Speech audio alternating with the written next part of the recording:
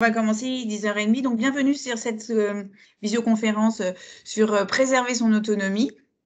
Cette conférence est réalisée en partenariat avec Movadom, Movadom Allié, Family Zen, Adaptia et le lien Psy aujourd'hui. Elle est financée par la conférence des financeurs de la prévention de la perte d'autonomie du département du Val-de-Marne avec le concours de la CNSA. Et merci à tous pour votre participation. Donc, moi, je suis Charlotte Leblanc, je suis la cofondatrice d'Adaptia. Vous pouvez vous inscrire aux prochaines visioconférences via le lien que vous connaissez, Movadom, qui est en bas, movadomeventbrite.com. Donc, je serai aujourd'hui la modératrice pour cette visioconférence. Moi, je répondrai au chat pour que Sophie puisse dérouler sa présentation, ou alors on verra si on prend les questions au fur et à mesure. On verra comme Sophie le souhaite. N'hésitez pas à poser vos questions. Et donc, moi, dans l'outil de chat pour ne pas déranger l'intervention, voilà, s'il y a des questions au fur et à mesure, on verra comment si on les prend au fur et à mesure ou pas. Sophie, c'est comme vous Pour moi, il n'y a voulez. pas de problème, hein. Je suis sur des modes Mais bon, très interactifs, donc vous pouvez me faire ouais. comprendre les choses. D'accord, et bien super. Donc, je vous passe la main. Donc, Sophie Deholm aujourd'hui qui va se présenter, puis après qui déroule sa présentation. Moi, je vous reparlerai juste après des questionnaires à la fin, donc du questionnaire de satisfaction que vous devez connaître. Et voilà, et bien écoutez, bonne visio. Merci Sophie et à tout à l'heure. À tout à l'heure. Bonjour à tous.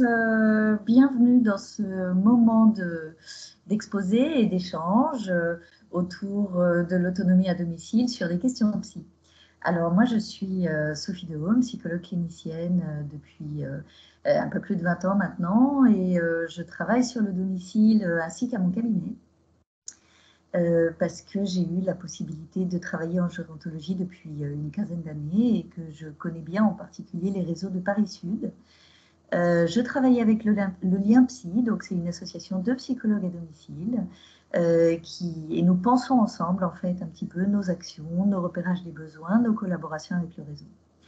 Donc voilà, je suis aussi formatrice par ailleurs et je travaille au niveau du sud de Paris.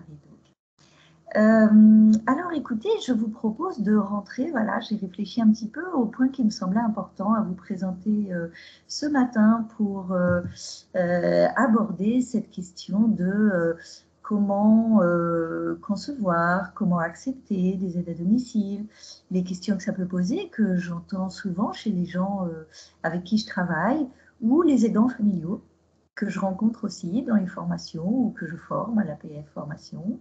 Les questions qui me semblent les plus ténues, les plus intéressantes à partager.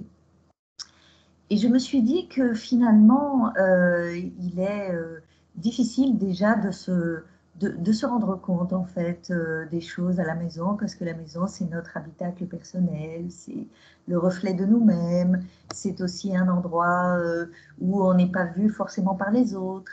Et finalement, bien avant de pouvoir demander de l'aide, il y a des difficultés qui s'installent insidieusement et pas forcément d'une manière simple en fait pour se rendre compte ou pour en parler. Donc je me suis dit, et si on commençait au tout début du tout début, est-ce que ou comment on se rend compte d'une situation qui évolue pour nous? Parfois, on se rend compte très clairement au travers d'un accident ou d'un accident de vie, de perte spécifique. Parfois, c'est plus délicat. Donc, j'ai commencé mon exposé par l'intitulé que je vous montre là, des difficultés qui s'installent insidieusement. Et qu'habituellement, la diminution des capacités physiques ou cognitives se reflète finalement dans des activités du quotidien. Passer l'aspirateur, nettoyer les planchers, avancer, bouger les meubles, ne serait-ce que par exemple quand on a fait tomber quelque chose derrière un meuble, tout simplement. Laver le bain, laver la baignoire, bien sûr, hein, ou même simplement rentrer dedans. On est habitués, nous tous, finalement, à avoir des petites difficultés et à se dire, bon, c'est pas grave, allez, je fais un effort. Mais finalement, quand ça se répète, quand les douleurs ou l'inconfort que cela crée s'installent au quotidien, est-ce qu'il est facile pour nous tous de s'en rendre compte? Ça peut aussi passer par changer les draps, préparer les repas, faire les courses, etc. Donc c'est dans ce quotidien-là, en fait, qu'on va aller interroger. Qu'est-ce qui change? Qu'est-ce qui a changé? Est-ce que je suis toujours dans le même confort, dans la même aisance? Est-ce que je fais des efforts? Et est-ce que ces efforts s'installent quotidiennement? Ça n'est pas simple, parce qu'il s'agit de difficultés qui peuvent être physiques. Il peut s'agir de fatigue mentale. Je commence à avoir du mal à faire mes papiers. Je commence à m'y perdre. Je commence à ne plus avoir envie. Ça peut être l'oubli de choses récentes, qui est en fait un des effets du vieillissement classique, difficulté de concentration, oubli de choses récentes, ou difficulté à retracer la complexité de souvenirs où il se passe plein de choses. Ce sont des choses aussi finalement classiques à partir d'un certain âge. Et est-ce que je m'en rends compte et comment je m'en rends compte? Comment je réagis? Comment je le prends en compte? Donc ça peut s'installer, des pertes d'attention aussi qui vont avec la difficulté à se concentrer sur plusieurs tâches en même temps. La difficulté donc à faire plusieurs tâches en même temps. Donc ça, ce sont des choses qui peuvent être tout à fait normales, bénignes, mais qui vont créer de la fatigue mentale, voire physique, si c'est associé à des tâches du quotidien. Et puis, un autre paramètre, bien sûr, qui est le paramètre des autres. Parfois, ces difficultés, finalement, arrivent par les autres. Maman, papa, regarde, tu n'y arrives pas, mais je vais le faire pour toi. Ou alors, mais comment ça se fait que tu n'y arrives pas? Tout ce genre de choses qui peuvent arriver et qui vont avoir le grain, le goût, la saveur du regard de l'autre. Quand c'est son propre enfant, ça ne va pas forcément sonner pareil que quand c'est son conjoint, sa conjointe ou ses amis. Parfois, les difficultés apparaissent aussi par l'extérieur. Je vous ai marqué aussi le décalage avec les autres, en fait, les autres plus jeunes ou les copains qui continuent à faire des choses qu'on n'a plus envie de faire. Les décalages d'énergie et d'envie qui sont normales aussi quand l'âge évolue, les besoins évoluent. Ça n'est pas si facile, en fait, de se réinitialiser par rapport à ses besoins. Et puis, j'ai noté aussi la fracture numérique. Qui peut-être gêne certains d'entre vous, pas trop si vous êtes en visio, mais que peut-être vous voyez autour de vous ou qui vous gêne à certains endroits.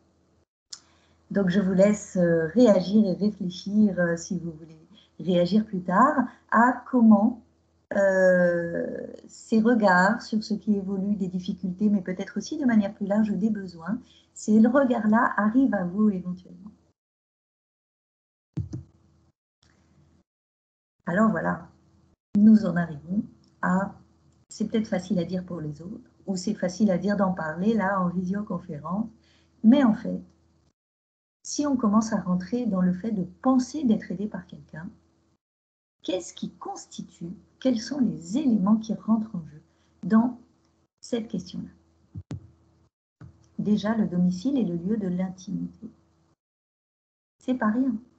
Lieu de la proximité, lieu de l'intimité. Alors, qu'est-ce qui se cache dans cette notion d'intimité? Accepter de l'aide à domicile, c'est faire entrer un inconnu dans la maison. L'intimité, c'est ce que je protège. L'intimité, c'est ce qui est moi, de plus personnel, de plus intérieur. On peut aussi s'appuyer sur la notion d'espace privé. Alors là, c'est un peu flou, excusez-moi, mais je vous le dis tout fort. J'ai trouvé quelques citations pour illustrer un peu autrement, pour faire écho peut-être avec vous.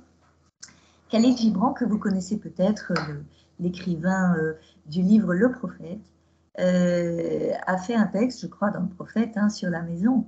Votre maison est votre corps déployé. Elle s'épanouit au soleil et dort dans le silence de la nuit.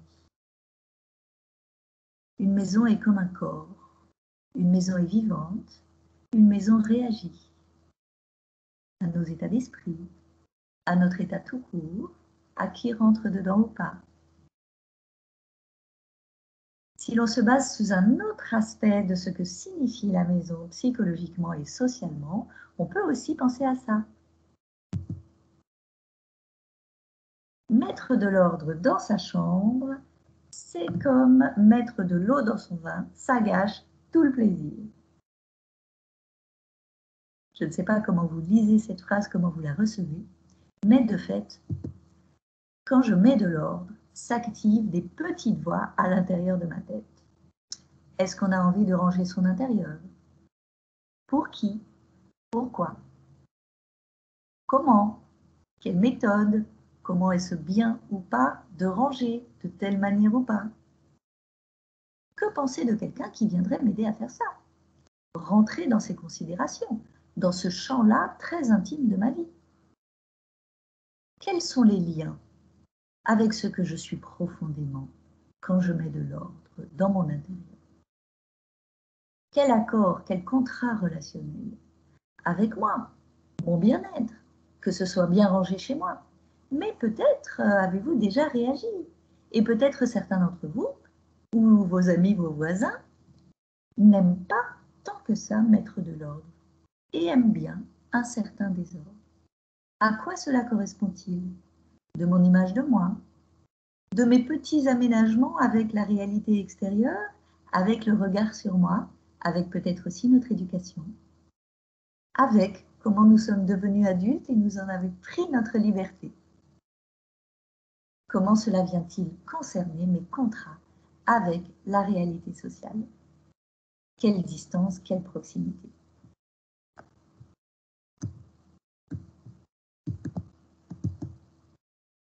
Des représentations donc parfois un petit peu inamicales peuvent s'inviter.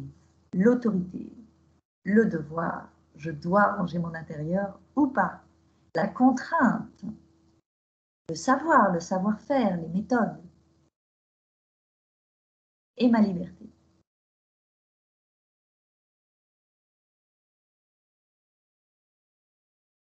Où en suis-je de mes petits arrangements?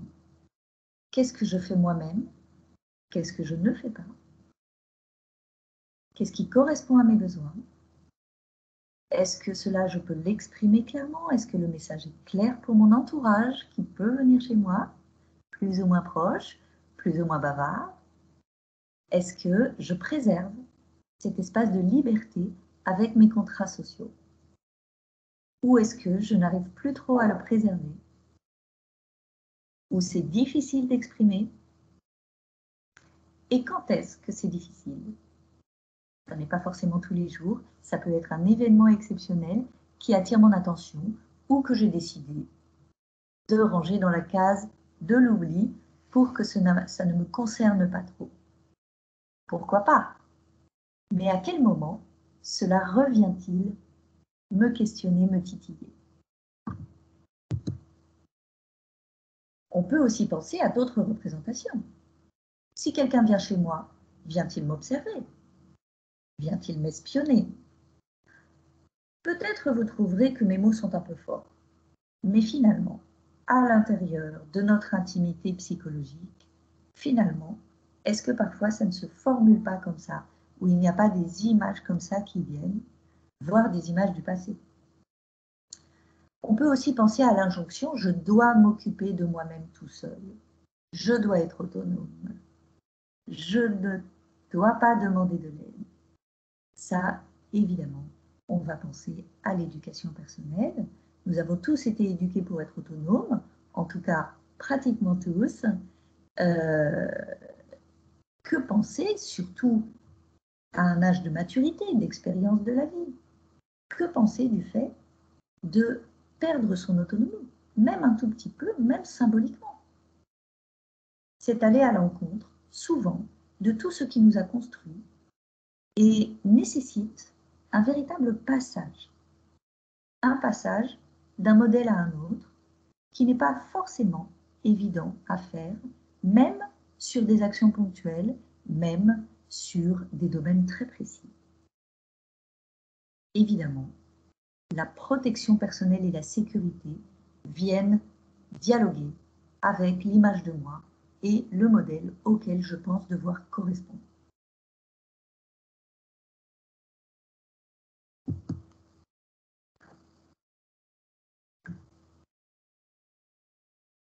Une autre citation. Le corps propre est dans le monde comme le cœur dans l'organisme. Peut-être certains d'entre vous ont-ils lu Maurice Merleau-Ponty, notre grand philosophe de la philosophie existentialiste, le corps propre, mon corps. Mon corps est ce qui définit, ce qui participe à la définition de mon identité et de ma place sociale. Le cœur dans l'organisme. Le moteur, peut-être, on peut penser à l'image du moteur. Je vais donc trouver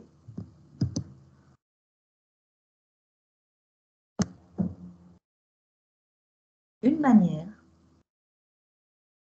de négocier cette image de mon corps qu'est ma maison.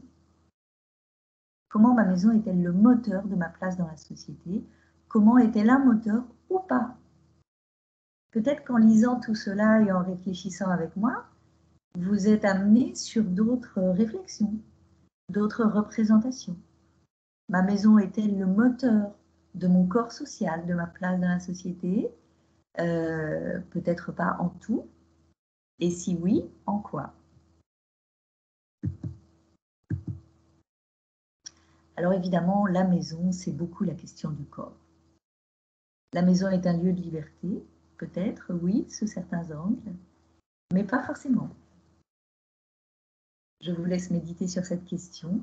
Est-ce que je me sens en liberté dans toutes les notions de ma maison, dans tous ses paramètres, dans tout ce que je dois faire dans ma maison ou dans tous ces lieux?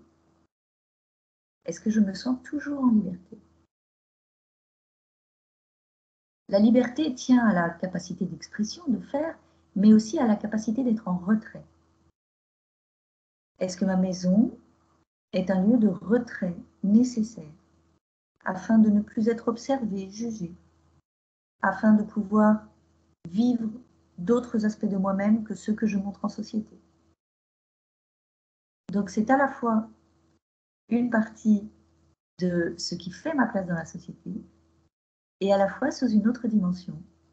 C'est quelque chose que je vis beaucoup plus comme mon corps propre, comme quelque chose qui me permet de me ressourcer peut-être, qui permet de connecter d'autres parties de moi beaucoup plus intimes que ce que je vais montrer à l'extérieur. Ce qui pourrait bien sûr être incompatible avec le fait d'accepter quelqu'un de l'extérieur.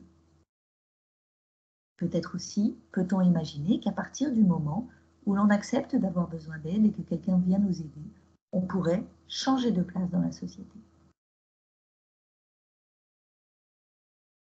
Je vous ai mis aussi la notion d'autoconservation, qui est une notion qu'on utilise en psychanalyse par rapport au premier stade de développement du nourrisson qui va diriger son action pour s'autoconserver. La maison, vécue comme mon premier espace d'intimité, c'est pour ça que j'utilise la référence du corps, hein, bien sûr, mon premier espace d'intimité où je vais manger quand je reviens chez moi ou quand je me lève avant de commencer ma journée à l'extérieur, ma maison où je vais ranger mes affaires intimes, mes affaires qui me permettent de fonctionner dans la société, ma maison où je réponds à mes premiers besoins vitaux. Auto-conservation. Vous pouvez avoir des représentations de base, pourquoi pas de porte-avions, toutes les représentations qui signifient la base, le socle. Home, comme on dit en anglais. Évidemment, la maison, pour tous ceux que cela concerne, ce n'est peut-être pas la totalité d'entre vous, mais ça permet quand même de réfléchir. Évidemment, la maison est le lieu du couple aussi. On peut aussi penser, par extension, au lieu où on a éduqué les enfants et dont éventuellement ils sont partis ou pas. Donc couple, mais aussi relations qui ont créé une famille, qui a évolué éventuellement dans le temps. Donc qu'est-ce qu'on va avoir? On peut penser que partager son intimité de couple, parce que l'un des deux a besoin d'une aide corporelle, par exemple, d'une aide aux soins, ou même de toute aide qui va signifier symboliquement la même chose, touche à un tabou qui est de parler à d'autres de l'intime du couple. Donc dans l'aide, en fait, il y a beaucoup de tabous et de paradoxes. En tout cas plusieurs que nous essayons d'identifier tous ensemble. Par exemple, partager l'intimité du couple avec d'autres. Accepter que quelqu'un d'autre aide et éventuellement touche le corps de l'autre. Ça peut être le corps physique, mais nous avons vu que ça peut être aussi le corps social, c'est-à-dire les aptitudes et les capacités. Nous pouvons penser aussi à la difficulté de parler des aides, de soins corporels avec les enfants. Autre tabou, normalement, les enfants ne doivent pas s'intéresser à l'intimité des parents. Pour certains enfants, le devoir filial ou la difficulté à faire appel aux aides pour un ensemble de raisons va les mener à aider leurs parents, ce qui peut créer chez eux un inconfort très important psychologiquement. Parfois, il est très dur d'en parler en famille. Parfois, on y arrive avec l'aide de tiers, mais là aussi, on peut dire que ça nécessite un passage. Ce que l'on faisait soit par amour ou par devoir, parfois, on ne peut plus tout faire, ou même on ne désire pas faire dans le couple ou avec les enfants. Et cela peut être source de culpabilité, de colère ou d'autres sentiments comme ça qu'il s'agira d'éclaircir pour pouvoir comprendre comment faire, comment établir un compromis. On peut penser bien sûr au sentiment de culpabilité possible, à la crainte, à la déloyauté.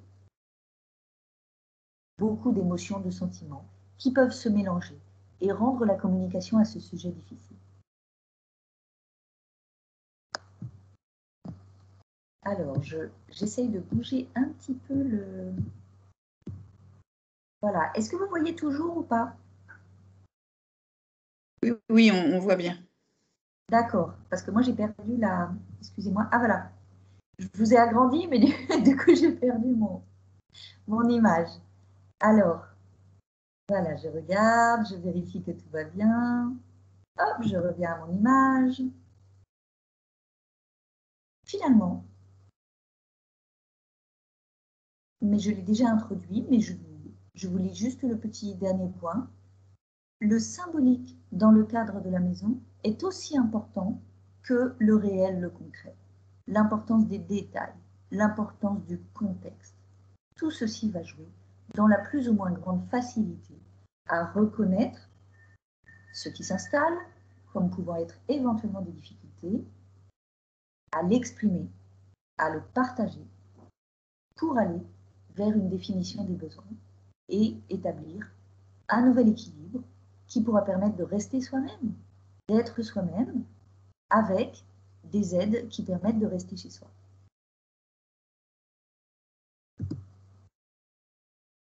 Une petite image pour souffler un peu de toutes ces explications et puis peut-être sentir autrement, par d'autres moyens, ce qui est en jeu.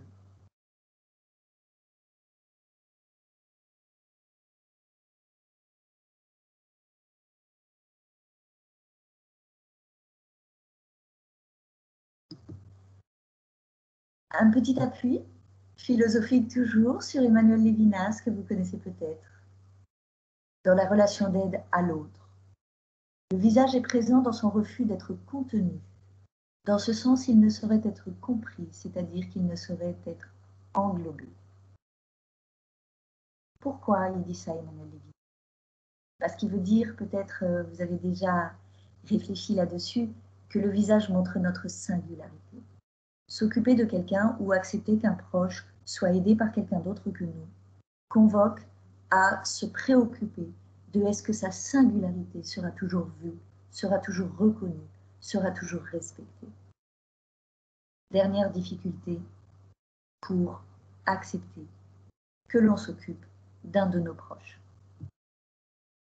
La dignité de la personne trouve son sens dans le fait qu'elle ne saurait être réduite à un simple objet ou à un élément de mon décor.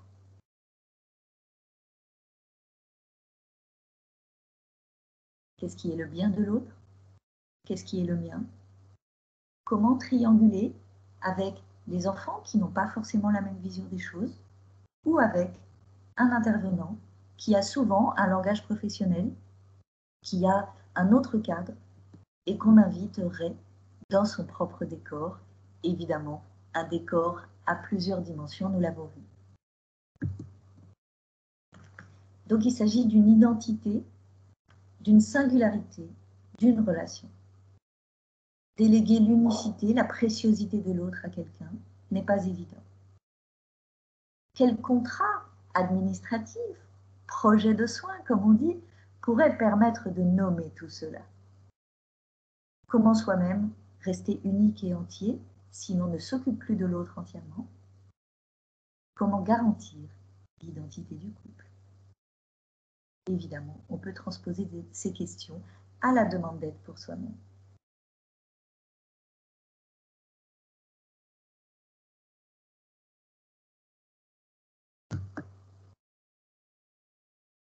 Alors, pour les couples, mais aussi pour soi-même, quand on commence un peu à se fragiliser et qu'il est difficile de repérer tous ces éléments-là, on peut penser, in fine, à la notion de régression. Une régression du couple, souvent, c'est Pierre Charazac qui a beaucoup travaillé là-dessus, bon, dans un contexte d'Alzheimer, mais à repérer comment parfois nous régressons, même nous tout seuls, quand il nous arrive un pépin, nous régressons pour mieux nous adapter. Donc dans le couple, il a beaucoup décrit le fait que les couples qui sont touchés par des difficultés aussi graves que l'Alzheimer vont régresser pour préserver l'identité. L'identité du couple, c'est-à-dire être ensemble, rester dans des liens, voilà. Du coup, on est dans maintenir l'image devant les autres, alors qu'au quotidien, ce n'est plus cela du tout, au moins à certains moments. Ce sont toutes des fonctions importantes, maintenir l'image devant les autres. S'appuyer sur le regard des autres pour tenir. Nous sommes aussi fonction de notre corps social et de notre image sociale. Se dire le temps que je m'adapte, c'est moi qui m'en occupe. Et puis finalement, cela s'installe. On entend souvent une autre phrase qui est « mais oui, mais il ou elle ne peut plus le faire, je le fais comme ça, au moins c'est bien fait ou ça va plus vite ». Et voilà les situations où nous sommes en risque de glisser vers une régression qui certes au début est nécessaire, mais qui peut créer de nouvelles dépendances pour un couple ou pour soi-même si nous cherchons à tout faire, mais que nous nous installons dans quelque chose qui va nous refermer sur nous-mêmes, par exemple. En ce qui concerne le couple, s'occuper de l'autre à sa place, bien sûr, un des grands questionnements de la relation d'aide à l'autre, et accepter que l'on s'occupe de soi alors. S'occuper du corps de l'autre, s'occuper de ses besoins primaires, on appelle ça le maternage symbolique, bien sûr, puisque ça renvoie à comment on s'est occupé de nous quand on ne pouvait pas, c'est-à-dire quand on était petit. Est-ce qu'on l'accepte pour l'autre? Est-ce qu'on l'accepterait pour soi? Et puis, il ne s'agit pas seulement de ces strates de régression primaire. Accepter l'aide, c'est aussi reconnaître que l'on est en perte d'autonomie. Et que ça, c'est doublement pas facile. Ça va créer une deuxième couche de difficultés au niveau de l'image de soi. Alors, je vous laisse lire. Qui suis-je? Qu'est-ce qui me définit? Un corps, un statut social, un métier, une condition administrative, des choix de vie, une origine, un groupe, des liens, une image, un miroir, ce que les autres voient en moi. Peut-être vous vient-il d'autres phrases ou d'autres images sur ce qui qualifie, ce qui construit l'image de soi. Du coup, on peut se dire, ah, si ça touche à tout cela, quand la fragilité s'installe, qu'est-ce que l'on peut faire et par quel bout prendre la question? Alors moi, je vous propose de prendre le bout des besoins. Quels besoins la fragilité fait-elle ressurgir? Si l'on revient à l'intimité, pour avoir une lecture de ces besoins, je vous propose de penser à la notion de confiance. Au XIXe siècle, le terme d'intimité est venu par intimus, qui veut dire l'ami dont on est sûr, en qui on a la foi. C'est vraiment la fonction de se fier, qui est vraiment une de nos premières fonctions dans la vie. Cela désigne aussi une particularité de lien. Cela désigne encore ce qui est au plus profond, au plus intérieur de moi. Freud a désigné la notion de ce qui est très en dedans de confiant, de positif, de bénéfique, et ce qui va être vécu dans les premiers temps de la vie plutôt de l'extérieur comme étrange, c'est-à-dire tout ce qui n'est pas moi. Le bébé a besoin que le parent qui s'occupe de lui parle son langage et corresponde à ses besoins immédiats pour le trouver cohérent, donc s'appuyer dessus. Si je vis une incohérence de langage, de proximité, de manière de se comporter, je vais très facilement être touchée au plus profond de moi-même et être habitée par des sentiments d'étrangeté. Donc, je vais y réagir en fonction du besoin que cela crée chez moi. Aujourd'hui, l'intimité évoque aussi la notion de familier. Familier, c'est-à-dire ce qui est relié à moi par l'idée d'appartenance, ce qui est proche de moi, ce qui est de mon monde familier. Et on retrouve ces notions-là dans la maison. La maison qui est un lieu à soi, de soi, qui est un miroir personnel, le lieu de la sécurité. On commence à aller vers les besoins. Sécurité, propriété, intimité de vie, intimité de proximité, un lieu vécu comme le corps propre, un lieu d'appartenance. Je vous laisse cheminer en appui cette fois-ci sur la pyramide de Maslow que vous connaissez peut-être et qui resitue, Maslow était un psychologue qui a beaucoup travaillé sur la notion de motivation, on le trouve dans le management, on le trouve aussi beaucoup dans le soin et le travail social. Quel besoin fondamental cherchez-vous à satisfaire, c'est-à-dire non pas forcément dans le plaisir, la satisfaction, mais dans la cohérence, la correspondance à vos besoins? Comment trouvez-vous l'objet, la situation, le contexte, la relation d'aide qui va correspondre avec votre besoin? Alors Maslow, si vous suivez ma petite flèche, il a démarré le bas de la pyramide par les besoins les plus corporels et les plus vitaux pour aller tout en haut de la pyramide vers les besoins les plus sociaux, les plus actuels. Donc, c'est un appui.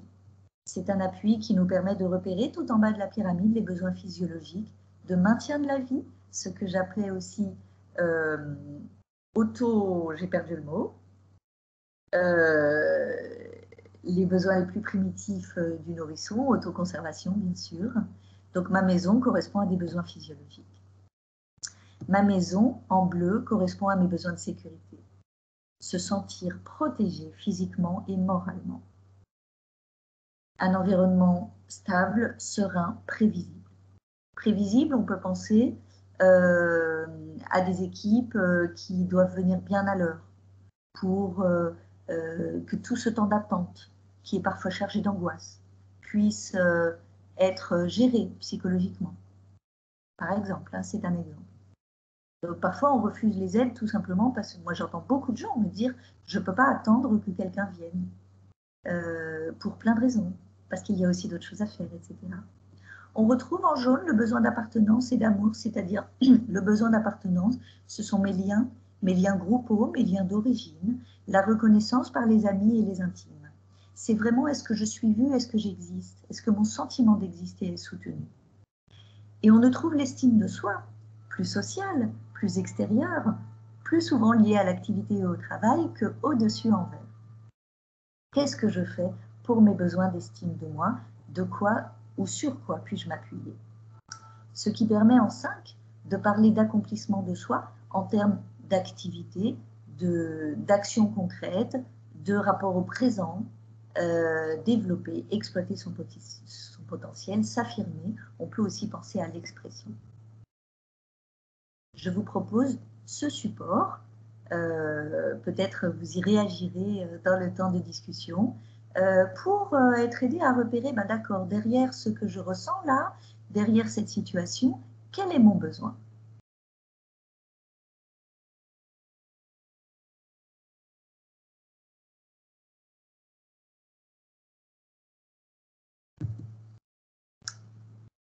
Du coup, je vais m'adapter. Nous nous adaptons tous en fonction de nos besoins, des changements et de notre propre lecture de nos besoins. Nous nous adaptons, nous défendons de manière plus ou moins pertinente pour nous et pour notre entourage, pour protéger nos besoins vitaux, protéger notre sécurité. Peut-être à partir de maintenant, penserez-vous aussi à protéger vos liens d'appartenance ou votre sentiment d'être relié votre estime de vous-même, vos besoins d'accomplissement, d'action, d'expression. Pour protéger mes liens d'appartenance et de reconnaissance, mon besoin de chaleur, de visibilité, de sentiment d'exister. Qu'est-ce que je fais? Qu'est-ce que je ne fais pas? Vous pouvez utiliser cette phrase-là aussi. Qu'est-ce que je fais pour tel ou tel besoin? Qu'est-ce que je ne fais pas? Qu'est-ce que j'ai? Qu'est-ce que je n'ai pas? Comment je m'adapte? Comment je me défends? En termes de défense psychique, je vous fais rapidement une petite présentation. Peut-être connaissez-vous déjà ces mots, ou vous reconnaîtrez-vous un ami, un voisin? Le bon objet et le mauvais objet, des personnes que j'aime beaucoup, des personnes que je n'aime pas du tout, une manière comme ça d'avoir un noir et un blanc dans ma manière de percevoir telle ou telle personne. On peut penser aussi à la défense de la projection, c'est-à-dire avec l'autre, soit je fusionne avec, on peut penser une infirmière, un infirmier, un aide-soignant, je fusionne avec, ou quelqu'un qui vient me faire mon administration, j'ai très envie d'être son ami, etc. Je projette quelque chose d'extrêmement positif, mais d'un peu trop important. Je peux aussi projeter mes angoisses. L'autre est très mauvais, je ne peux le tolérer, etc. Il y a peut-être des faits réels qui expliquent ça, mais il y a peut-être aussi une partie de ma projection. Je peux être aussi dans le déni de mon besoin d'être, par exemple, ou d'un élément de contexte. Je sais bien, mais oui, mais tout va bien. Ou oui, mais je gère. Peut-être reconnaissez-vous cela. On peut penser aussi à la dénégation. Je ne fais pas ça, mais en fait je le fais. Je ne pense pas ça, je ne dis pas ça, mais est-ce vraiment la réalité? Et puis nous pouvons penser à l'évitement, l'isolement. Je pense aussi à la banalisation. Oui, mais c'est normal. Non, mais c'est pas si grave. On entend le déni, mais on peut aussi s'appuyer sur d'autres termes qui nous aident à mieux comprendre une situation, une attitude de nous-mêmes ou de l'autre. Alors, quoi faire de tout ça? Je vous propose de vous appuyer aussi sur la notion de vulnérabilité, c'est-à-dire je peux avoir des fragilités, mais trouver des compensations, des aides qui font qu'en fait, je ne suis pas fragile. Être vulnérable, c'est souvent un terme qui est utilisé pour dire ça, c'est-à-dire, ok, je peux souffrir de certaines choses, hein, ça vient de nous, la blessure, je peux être blessé, je peux souffrir ou j'ai souffert, mais je peux aussi considérer cette capacité à être blessé, à souffrir, à me sentir fragile et pas bien, comme quelque chose qui n'est pas obligatoire tout le temps. Il y a des moyens de le vivre différemment. Et par exemple, grâce à l'autodétermination, c'est-à-dire à pouvoir rester maître de ma lecture de mes besoins, de ce que je décide pour me faire aider, etc. C'est ce que j'ai appelé être conscient et présent. Prendre conscience de ses fragilités et de ses besoins d'aide est une manière de s'autodéterminer. Alors évidemment, on peut se refermer sur soi et dire qu'on n'a pas besoin, hein, mais on peut aussi être très fort en repérant des besoins et en les nommant à sa manière. Prendre conscience de ses besoins relationnels dans la collaboration d'aide. Être dépendant, ça ne fait pas plaisir. La dépendance, ça vient du mot poids, hein, donc être un poids pour l'autre, c'est jamais un plaisir, mais on peut aussi voir la perte d'autonomie et l'évolution que cela crée avec des nouveaux besoins, des nouveaux modes de vie, comme quelque chose qui fait évoluer. Par contre, quel besoin relationnel ai-je? Comment j'ai besoin qu'on me parle? Comment j'ai besoin que mon image de moi soit respectée? Ça peut aussi aider à évoluer là-dedans. Trouver des mots pour s'exprimer authentiquement, qui reste encore la meilleure manière de se faire comprendre, et apprendre à demander de l'aide, ce qui est une fonction dans nos pays occidentaux qui est assez difficile à intégrer, puisque, encore une fois, nous avons été éduqués pour être autonomes, et demander de l'aide est souvent vécu négativement par les gens. Donc ça s'apprend.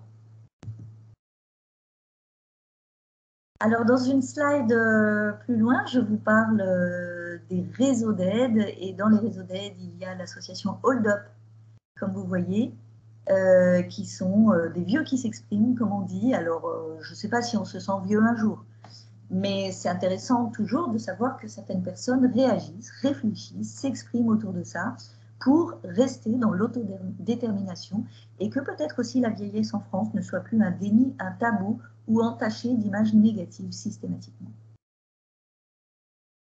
Voilà des images qui viennent si vous cherchez Hold Up sur Internet. Je vous laisse les imprimer, les intégrer dans votre fort intérieur. Les associations comme Hold Up aident aussi à faire le point sur soi, par les groupes d'échange, par le fait de faire des projets ensemble. La nécessité de s'exprimer et de partager engage à la nécessité de faire le point sur soi ou la facilite pour certains. Et l'idée de se mettre en projet, en trouvant des appuis valorisants, concordants, cohérents, qui correspondent aux différents besoins que maintenant vous saurez repérer. Donc on peut penser en termes de réseau d'appui, ou même simplement une manière de s'appuyer, mais qui va permettre en marche d'escalier ou en étape de cheminement d'essayer des choses, de s'exprimer mieux, d'être plus conscient et actif sur soi-même. Les amis, bien sûr, le bouche à oreille, mais parfois on n'a pas envie de peser sur ses amis. Les réseaux divers existants, la ville, l'associatif culturel, beaucoup de choses sont proposées. Les associations et les seniors experts, je vous ai parlé de Hold Up, je vous parle aussi, si ça vous intéresse d'aller chercher sur Internet, de Colette Hénard, qui est experte et qui fait tout un tas de travaux d'écriture sur les aidants. Il y a un bouquin chez RS qui sort là sur les aidants familiaux. Elle a écrit un texte extrêmement riche et intéressant avec des mots simples dans ce livre-là chez RS, dans la collection L'âge et la vie. Et si ça vous intéresse justement de creuser du côté des vieux qui s'assument, qui ont un regard sur le traitement de la vieillesse dans la société, n'hésitez pas. On peut penser donc à tous ces groupes des seniors, d'échanges, de projets, d'associations pour les aidants aussi, si on est du côté de l'aide. Évidemment, vous avez des psychologues avec qui faire le point en toute confidentialité, si cela est plus facile, et les assistants sociaux, les gestionnaires, etc., du CLIC ou de la M2A, que vous connaissez peut-être déjà sur Paris. Évidemment, rentrer dans des groupes comme ça ou dans des relations d'aide, c'est appréhender soit d'être relié que à des vieux, ce qui est peut-être difficile, mais à l'inverse, ce peut être aussi d'appréhender le décalage d'âge. Je vous laisse imprégner cette image.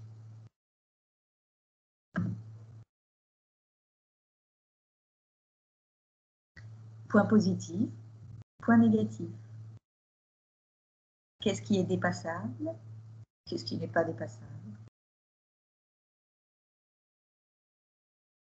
Finalement, comment vous diriez-vous, puisque pour chacun c'est différent? Prendre appui sur ses ressources pour appréhender la fragilisation, inévitable avec le vieillissement.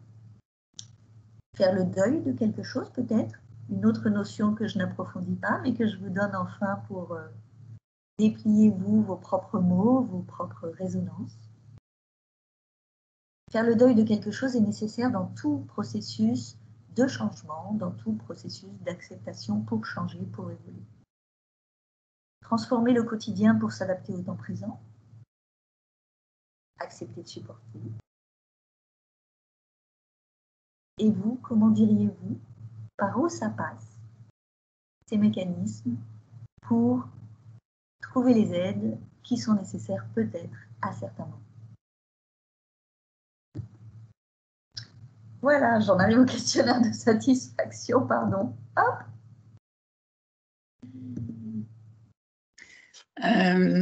Merci Sophie. C'était un plaisir.